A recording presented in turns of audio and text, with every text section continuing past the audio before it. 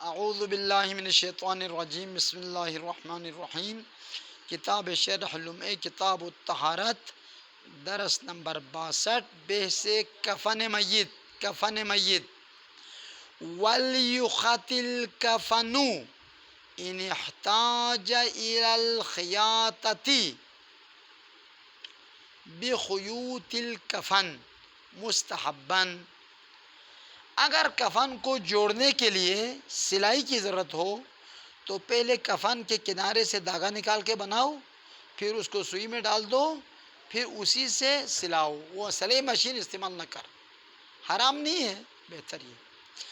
وَلْيُخَطِ الْكَفَنُ، کفن کو سلایا جائے۔ إِنِ احْتَاجَ الْكَفَنُ إِلَى الْخِيَاطَةِ، اگر کفن کو سلانے کی ضرورت ہو تو کیسے سلائے؟ وَلْيُخَطْ بِخُيُوطِ الْكَفَنِ، بِخُيُوطِ الْكَفَنِ، کفن ہی سے نکالے ہوئے دھاگے سے اس کو سلائیں۔ مستحباً، البتہ یہ مستحب واجب نہیں ہے۔ شہید ثانی نے وَلْيُخَطْ کا کر 2 کلو لام لائے، وہ اشتباہ ہے شہید اول نے۔ وَلْيُخَطْ فعل امر وہاں پر آتا جہاں پر وجوب بندے خدا، وَلْيُخَطْ یہ کہتا بھائی وَيُسْتَحَبُّ أَن يُخَاطَ الْكَفَنُ، ہمیں سکھانا پڑتے اس کو کون سی عبارت لکھنا ہے، خود عرب ہے، ہم عجم ہے پاکستانی، یہ البتہ کبھی کبھار ہے، ورنہ وہ ماہر آدمی ہے، مذاق کر رہا ہوں۔ وَلَا تُبَلُّ بِالرِّيقِ، وَلَا تُبَلُّ کی ضمیر جاتی ہے خیوط کی طرف۔ ادھر دیکھو، داغے کو منہ کے پانی سے، آب دہن سے تر نہیں کرنا، اس کو ایسے ہی لگا دینا سوراخ میں نکلنا ہو تو۔ وَلَا تُبَلُّ بِالرِّيقِ عَلَى الْمَشْهُورِ، تو کوئی پانی اور استعمال کرو، اور پانی، اپنے آب دہن کو استعمال نہ کرو۔ ریق تھوک کے ذریعے، تھوک کے ذریعے سے اس کو تر مت کرو، وہ تھوڑا پانی رکھ لو یا کوئی طریقے سے ادھر تھوڑا تھوڑا موڑے گا تو ڈبل ہو جائے گا۔ وَلَا تُبَلُّ کی ضمیر جاتی ہے خیوط کی طرف، خیوط۔ وَلَا تُبَلُّ الْخُيُوطُ بِالرِّيقِ، کفن کے داغوں کو سوئی میں ڈالنے کے لیے اس کو تر نہیں کیا جائے گا تھوک کے ذریعے۔ علی المشہور فیہما، اپنے کفن کے داغے سے سلانا مستحب، یعنی مستحب ہونا یہ بھی کوئی دلیل نہیں ہے، مشہور نے کہا، اور تھوک کے ذریعے تر نہیں کرنا یہ بھی مشہور نے کہا، کوئی دلیل محکم نہیں ہے۔ ولم نقف فیہما، ان دونوں مسئلے میں ہم نے نہیں پایا، ہم آگاہ نہیں ہوئے، علی اثر یعنی علی خبر، کسی خبر معتبر پر۔ فیہما کی ضمیر، ان دو مسئلہ، یہ دو مسئلہ، ایک کفن کے داغے سے سلائیں، دوسرا تھوک سے تر نہ کرے۔ وَيُكْرَهُ الْأَكْمَامُ الْمُبْتَدَأَةُ لِلْقَمِيصِ، ادھر دیکھ، میت کے قمیص کے لیے آستین بنانا مکروہ ہے۔ اکمام جمع کم، کم کا معنی ہے آستین، مکروہ ہے ابتدائی طور پر۔ ابتدائی طور پر یعنی کیا؟ یعنی کپڑا تازہ ہے، ابھی بھاڑ دیا آپ نے، اب اس کے لیے آستین بنائیں، یہ صحیح مکروہ ہے للقمیص کے لیے۔ مصنف نے کہا ابتدائی طور پر آستین بنانا مکروہ ہے، اگر اس میت کو اسی کے قمیص شلوار میں ہی کفن دینا چاہتے ہیں تو اس کو کاٹنا کوئی ضروری پڑا رہے۔ واحترز المصنف بالمبتدا، اکمام مبتدا کہہ کر دوری اختیار کیا، اما اس صورت سے لو کفن المیت فی قمیص المیت، اگر میت کو کفن دیا جائے اسی کے قمیص شلوار پہ تو اس آستین کو کاٹنا ضروری نہیں ہے۔ فَإِنَّهُ، بتحقیق شان یہ ہے، لا کراہت فی کم القمیص، تو اس قمیص کے آستین ہونے میں کوئی حرج نہیں ہے، کراہت نہیں ہے۔ تو پھر کیا کریں گے؟ بٹن کو، اگر ادھر بٹن ہے، جیسے بٹن ہوتے نا کچھ آپ کے بٹن ہوتے ہیں، نہیں ہے، چلو دوسروں کے ہے، میرے وہ پہلے قمیص جو پہن کے آتے اس کے بٹن تھا، وہ بٹن کو اکھاڑ دے، بٹن کو نکال دے، باقی پڑا رہے۔ بل تقطع من القمیص الازرار، بلکہ اس قمیص سے جدا کیا جائے گا بٹنوں کو، بٹن کو. یہ ختم. وقطع الکفن ویکرہ پر اقمام پر عطف ہے. ویکرہ قطع الکفن بالحدید، لوہے کی قینچی سے کفن کے کپڑے کو کاٹنا مکروہ. ہاتھ سے کاٹتے ہیں، خود ہاتھ سے یوں کاٹتے ہیں، قینچی نہیں لگاتے. قال شیخ الطوسی، شیخ طوسی نے اس کے بارے میں کہا سمعناہ، ہم نے کفن کو لوہے سے کاٹنا مکروہ ہونے کا حکم اب سنا ہے، مذاکرتاً، بحث کے دوران، مباحثے کے دوران، من الشیوخ، اپنے استادوں سے سنا ہے. کوئی روایت شوایت نہیں ملی ہمیں. اب جب شیخ طوسی کہ روایت نہیں ہے، اس کا مطلب روایت نہیں ہے. وعلیہ، اور کفن کو حدید، لوہے سے نہ کاٹنے پر، علیہ کی ضمیر عدم قطع الکفن بالحدید، اسی پر کان عمل الشیوخ، ہمارے اساتذہ بھی اسی پر عمل کا، ان کا عمل بھی یہی تھا، فتویٰ بھی یہی تھا کہ مکروہ ہے، اور عملاً بھی وہ ایسے نہیں کاٹتے تھے کہ قینچی وغیرہ سے. اور کیا مکروہ ہے؟ وَيُكْرَهُ جَعْلُ الْكَافُورِ فِي سَمْعِ الْمَيِّتِ، فِي سَمْعِ الْمَيِّتِ وَبَصَرِ الْمَيِّتِ عَلَى الْأَشْهَرِ، قول مشہور ترین قول کے بنا پر میت کی آنکھوں میں کافور رکھنا، کافور ڈالنا، اور میت کے کان میں کافور ڈالنا مکروہ ہے.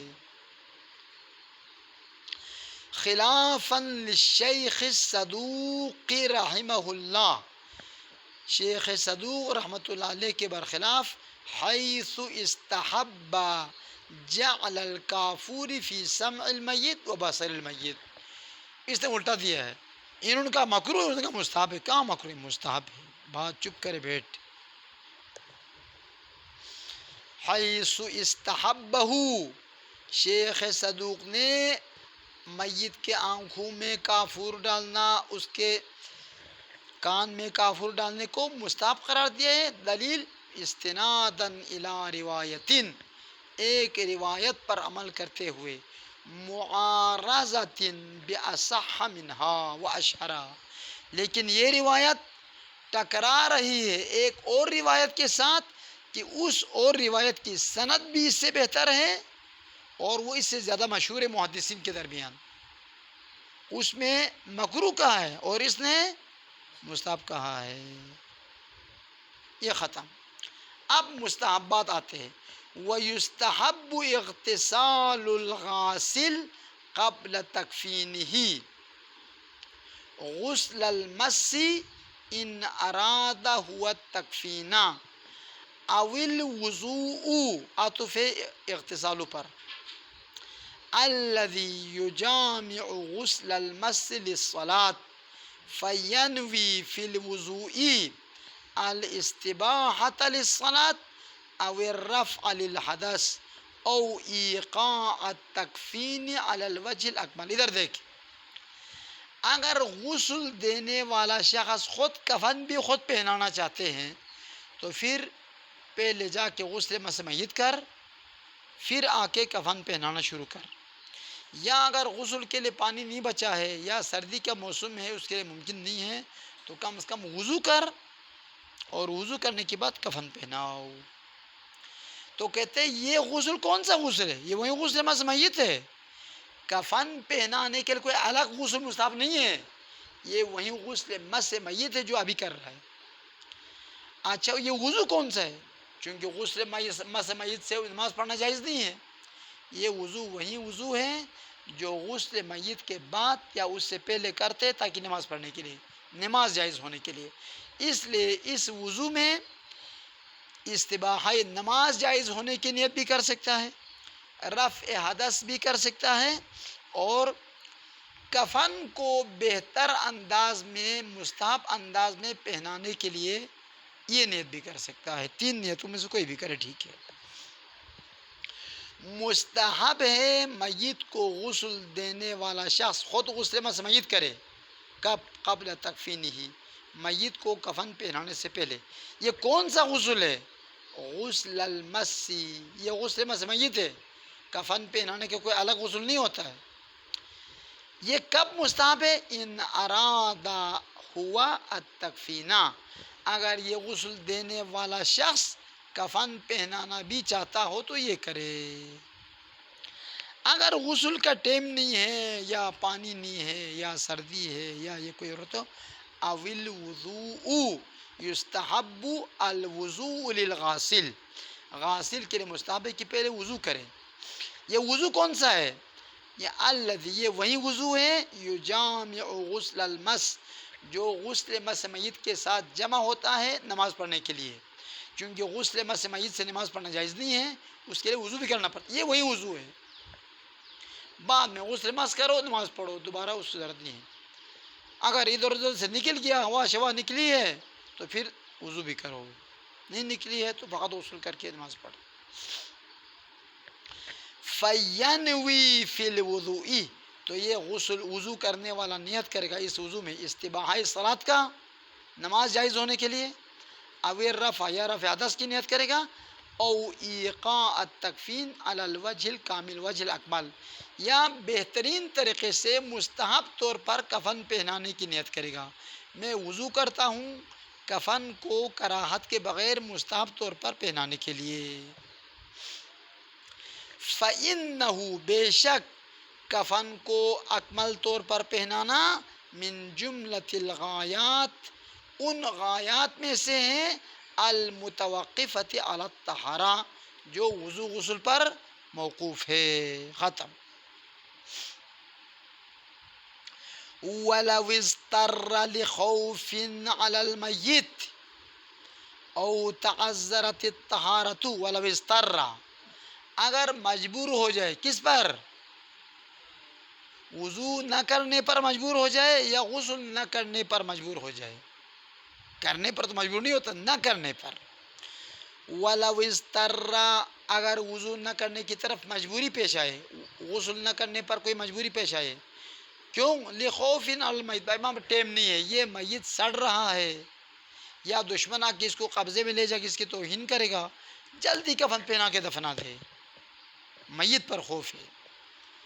او تعذرت الطہارۃ، یا وضو کرنے کے لیے پانی نہیں ہے، غسل کرنے کے لیے پانی نہیں ہے، تو غسل یدیہ من المنکبین ثلاثا. ادھر دیکھ، تو اپنے دونوں ہاتھوں کو، کفن پہنانے والے شخص جس پر غسل مس میت واجب ہے، اپنے دونوں ہاتھ یہاں سے شانے سے نیچے تک 3 بار دائیں ہاتھ کو بھی دھو لے، 3 بار بائیں ہاتھ کو دھو لے، پھر کفن پہنائے. ثم کفن المیت، پھر میت کو کفن پہنائے. کفنہ، یعنی کفن المیت. اما اگر یہ غسل دینے والا کفن نہیں پہنانا چاہتے، ایک آدمی کرسی پر بیٹھا ہے وہ کفن پہنانا چاہتے ہیں، اس نے میت کو مس نہیں کیا پہلے. وَلَوْ كَفَّنَهُ غَيْرُ الْغَاسِلِ، اگر غسل نہ دینے والا کوئی اور شخص میت کو کفن پہنانا چاہتا ہو تو فَالْأَقْرَبُ اسْتِحْبَابُ كَوْنِهِ مُتَطَهِّرًا، تو اقرب یہ ہے اس غیر غاسل کا بھی باوضو ہونا مستحب ہے. اور اگر اس کے ذمہ پر غسل ہو تو باغسل ہونا مستحب ہے، غسل کر کے آ جاؤ. بغیر وضو غسل کے کفن پہنانا اس کے لیے مکروہ ہے. دلیل لفحوى اغتسال الغاسل او وضوء الغاسل، بھائی جو غسل دینے والا جس کا ہاتھ صاف ہے، 9 بار پانی لگ رہا ہے، اس کے باوجود جب اس کے لیے ہاتھ دھونا، وضو کے بغیر کفن پہنانا منع ہے، یعنی مکروہ ہے، غسل کے بغیر کفن پہنانا مکروہ ہے، جس کا ہاتھ بالکل صاف ستھرا ہے، تو اس کا ہاتھ کتنے جگہ پر لگ کے آیا ہے، تو یہ اگر اس پر غسل واجب ہے، کوئی غسل جنابت ہے، غسل مس ہے، یا وہ کر کے آ جاؤ. اگر نہیں کر سکتے تو کم سے کم وضو کرو. اگر وضو لازم ہے تو وضو کر کے آ جاؤ. وہ جو صاف ستھرا آدمی کے لیے مستحب ہے، تو صاف ستھرا بھی نہیں، بطریق اولا تمہارے لیے مستحب ہے۔ لفحوا یعنی طریق اولویت، مفہوم اولویت، غاسل کے لیے غسل کرنا مستحب یا غاسل کے لیے وضو کرنا مستحب تو غیر غاسل کے لیے بطریق اولا مستحب، غیر غاسل کے لیے۔ یہ بھی علم غیب کی باتیں ہیں، آپ کو تمام علت احکام کا علم ہے، آپ بطریق اولا کہاں سے کہتے ہو؟ شاید کوئی حکمت مس میت میں ہو جو دوسرے غسلوں میں نہ ہو۔ یہ بطریق اولا کہاں سے لایا؟ حتماً کوفہ سے لایا ہے، نجف سے نہیں لایا، کوفہ سے لایا ہے۔ اشارہ کافی ہے علماء کے لیے۔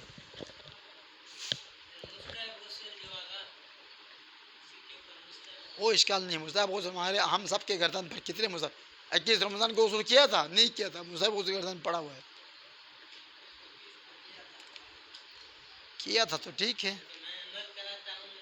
ہاں خوب۔ الرابع الصلاۃ علی المیت، چوتھا مسئلہ میت کے بارے میں، کلاً 5 مسئلہ ہے۔ چوتھا مسئلہ کیا ہے آقا؟ میت پہ نماز جنازہ پڑھنا ہے۔ کس میت پہ نماز جنازہ پڑھنا واجب ہے؟ جس کی عمر 6 سال ہو، اس سے پہلے والے بچوں پر نہیں۔ وتجب الصلاۃ یعنی نماز جنازہ واجب ہے علی کل من، ہر اس میت پر، بلغا ای اکملا جس نے کامل کیا ہو، 6 سال، 6 سال کامل کر کے 7ویں سال میں داخل ہو تو اس کا نماز جنازہ واجب ہے۔ بس ایک شرط یہ کہ 6 سال مکمل ہو چکا۔ دوسری شرط، یا خود مسلمان ہو یا مسلمان کے حکم میں ہو، ممن لہو حکم الاسلام، ان افراد میں سے جن کے لیے اسلام کا حکم لاگو ہے۔ من الاقسام المذکورۃ فی غسل المیت، کون کون سے افراد اسلام کے حکم میں ہیں وہ بتا دیا، بچہ، دیوانہ، اسیر، وہ لقیت دار اسلام وغیرہ جو بتا دیا۔ عدا الفرق المحکوم بکفر الفرق، سوائے ان مسلمان فرقوں کے جن پر کافر ہونے کا حکم لگایا گیا ہے، من المسلمین، مسلمانوں میں سے۔ وہ کون ہے؟ مجسمہ، ناصبی اور خارجی۔ خوب، نماز میت میں پڑھنا کیا ہے؟ وواجب الصلاۃ المیت القیام، نماز جنازہ میں جو واجب ہے وہ ہے کھڑا ہونا، بیٹھ کر، کرسی پر بیٹھ کر، صوفے پر بیٹھ کر نماز جنازہ نہیں پڑھائی جاتا، کھڑے ہو کر۔ بس پہلا ہے قیام، کب؟ مع القدرتی، اگر آپ کھڑے ہو سکتے ہیں تو کھڑے ہو کر نماز پڑھیں۔ فلو عجز عن القیام، اگر کھڑے ہونے سے عاجز ہو جائے، صلی بحسب المکنتی، تو جس طریقے سے پڑھ سکتا ہے اس طریقے سے پڑھے، کالصلوات الیومیہ، جس طرح نماز یومیہ میں کھڑے کو نہیں پڑھ سکتے تو بیٹھ کے پڑھو، بیٹھ کے نہیں تو لیٹ کے پڑھو، دائیں پہلو پھر بائیں پہلو پھر پش پہ لیٹ جاؤ، اس کے بھی نہیں ہو سکتا پھینکنے کے چھت سے اوپر کام کرنی ہے تو پھر خوب، یہ تمام سمجھ گیا نہیں سمجھ گیا؟ ادھر دیکھ، ابھی ایک شخص نے بیٹھ کر نماز جنازہ پڑھی ہے، اس کے اوپر آپ کھڑے ہو سکتے ہیں، اس نے بیٹھ کر پڑھی ہے، تو کسی کے بیٹھ کر نماز جنازہ پڑھنے سے وہ شخص جو کھڑے ہو کر اس کا جنازہ نماز پڑھ سکتا ہے، اس کی ذمہ داری ختم ہے یا اس کو جا کے کھڑے ہو کر نماز پڑھنا چاہیے، یہ مسئلہ ہے۔ وَهَلْ يَسْقُطُ فَرْضُ الْكِفَایَہ، نماز جنازہ میت پڑھنا واجب کفائی ہے، آیا یہ واجب کفائی ساقط ہوگا عن القادر بصلاۃ العاجز، عن القادر، اس شخص سے جو کھڑے ہو کر نماز پڑھ سکتا ہے، تو عاجز آدمی کے نماز جنازہ بیٹھ کر پڑھنے سے کھڑے ہو کر نماز پڑھنے پر قدرت رکھنے والے لوگوں کے ذمے ساقط ہو جائے گا یا وہ جا کر پڑھے؟ نظر، اس میں 2 احتمال ہے۔ من صدق الصلاۃ الصحیحۃ علی صلاۃ علیہا ہونا چاہیے تھا. علیہا یا علیہ ہے؟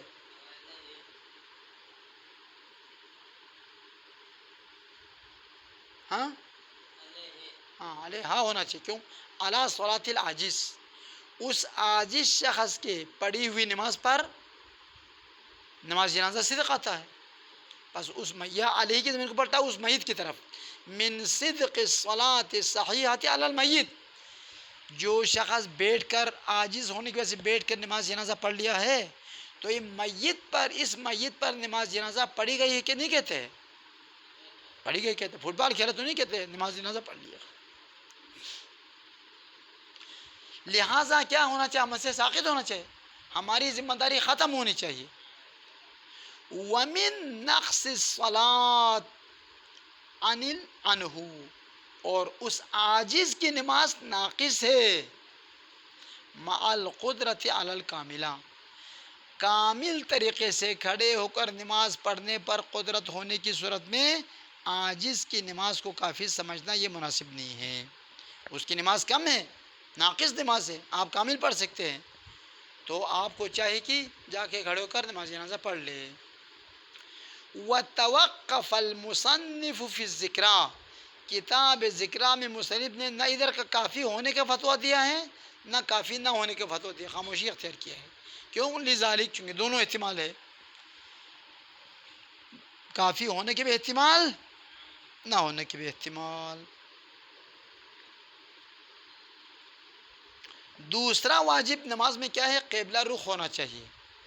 واستقبال المصلی القبلۃ، نماز گزار کا رخ قبلے کی طرف ہونا چاہیے.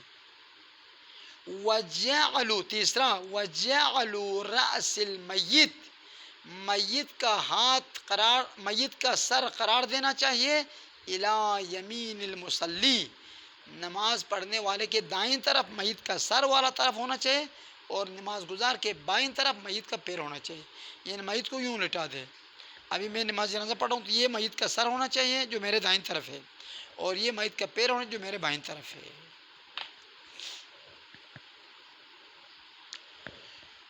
خب مستلقیا علی ظہر المیت بین یدی المصلی، میت کو نماز گزار کے سامنے پشت کے بل لٹانا چاہیے. پشت کے بل، میت کا پشت زمین کی طرف ہو، پیٹ آسمان کی طرف ہو. بین یدیہ، وہ نمازی کے سامنے رکھو، نہ نمازی کے دائیں طرف نہ نمازی کے بائیں طرف نہ نمازی کے پیچھے نہ نمازی کے اوپر چھت کو لٹکا کے.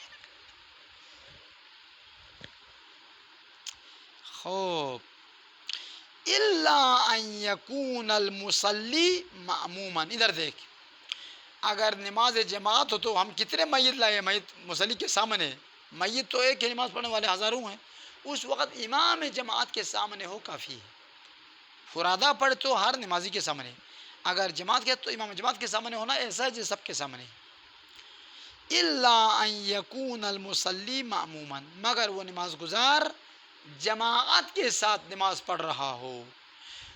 اس وقت فیکفی کون المیت بین یدی الامام، تو اس صورت میں میت امام جماعت کے سامنے ہو کافی ہے.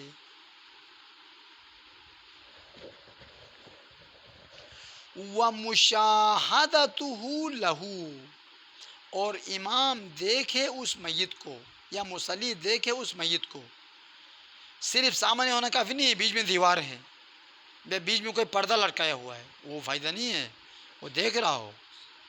وَمُشَاهَدَةُ الْمُصَلِّ لِلْمَيِّتِ، ہو لیکن میت کو تو بعد والے صف والے نہیں دیکھتے، کوئی اشکال نہیں ہے، وہ اگلے صف والے دیکھے کافی ہے. وَتُغْتَفَرُ الْحَيْلُولَةُ، میت اور مصلی کے درمیان فاصلہ آنا معاف ہے. بِمَأْمُومٍ مِثْلِهِ، اپنے جیسے معموم کا فاصلہ. مثلا پہلی سب بھی نماز جنازہ پڑھ رہے، دوسری سب بھی، تیسری بھی، تو یہ سب نماز جنازہ پڑھنے والے معموم ہے. اما اگلی لائن میں نماز جماعت ہو رہی ہے، یہ بیچ میں ایک لائن ہے، وہ فرادہ پڑھنا چاہتے، جماعت کے ساتھ پڑھنا نہیں چاہتے، اور آپ اس بیچ والا لائن کے بعد میں تو آپ کی نماز باطل ہے، آپ کو ان سے آگے جا کے بیٹھنا چاہیے. بس معموم کا فاصلہ صحیح ہے، غیر معموم کا فاصلہ یہ غلط ہے، صحیح نہیں ہے. اور کیا شرط ہے؟ وَعَدَمُ تَبَاعُدِ الْمَيِّتِ عَنِ الْمُصَلِّي بِالْمُعْتَدِّ بِهِ عُرْفًا. میت نماز گزار سے بہت دور نہیں ہونا چاہیے. معمولی دور تو ہوتا ہے، 1 میٹر کا فاصلہ، 1 قدم کا فاصلہ تو ہوتا ہے، لیکن میت کو کمرے کے اس کونے میں رکھے، ادھر سے اللہ اکبر، کیا اللہ اکبر، ادھر جاؤ. وَعَدَمُ تَبَاعُدِ الْمَيِّتِ عَنِ الْمُصَلِّي. میت زیادہ دور نہیں ہونا چاہیے نماز گزار سے. کتنا دور؟ بالمعتد به عرفاً، اتنا دور کہ عرف میں اس کو دور کہا جائے، اور میت کو دور رکھا ہے کہا جائے، اتنا دور نہیں ہونا چاہیے، بلکہ اتنا نزدیک ہو. اگر میت ادھر دیکھیں، میت نے چادر پہنی ہوئی اور پیچھے سے ہوا چل رہی ہے تو چادر اس میت پر پڑے، اس اتنا دور، 1 قدم کا فاصلہ یا اس سے کم ہونا چاہیے. وفی اعتبار ستر عورت المصلی. آیا نماز گزار ننگا ہو کیسا ہے؟ ستر عورت ہونا چاہیے نہیں ہونا چاہیے؟ ایک. وطہارت المصلی. آیا وضو غسل کر کے بیٹھا ہو یا نہیں؟ من الجنوب سے، من الخبث سے. آیا ستر عورت معتبر ہے یا نہیں؟ ایک بات. وطہارتہ من الخبث. نجاست سے پاک ہو اس کا کپڑے میں اور اس کے بدن میں. چونکہ حدث سے پاک ہونا تو شرط نہیں ہے، خبث سے پاک ہونا 2 وجہ ہے، احتمال واجب ہو، احتمال واجب نہ ہو. اللہم صلی علی محمد و علی محمد. او سیوطی والوں کو بلاؤ.